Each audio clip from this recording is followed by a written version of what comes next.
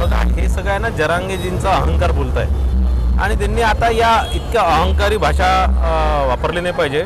ते एका समाजासाठी आणि एका उद्देशासाठी ते लढतात आहे आणि निश्चितच मला असं वाटतं की त्यांच्या जरांगेजींना आरक्षण नको, काहीतरी मुद्दे म्हणून न्यूज चॅनलवरती आणि सगळ्याच्याच मीडियामध्ये त्यांना नेहमी सक्रिय राहायचं आहे असं मला या सगळ्या त्यांच्या जे ते वागतात आहे त्या याच्यावरून वाटतं आहे।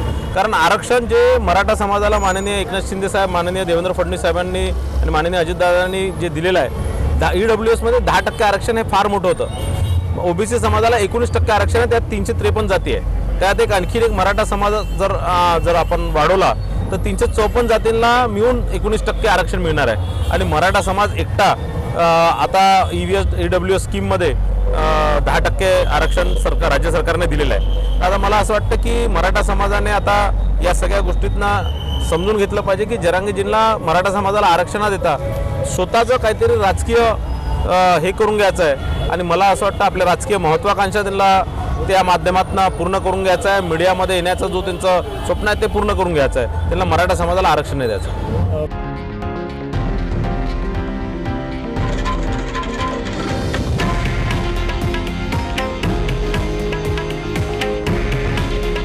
हे आहे देशातील नंबर 1 न्यूज नेटवर्क आणि आपण पाहत आहात TV9 मराठी।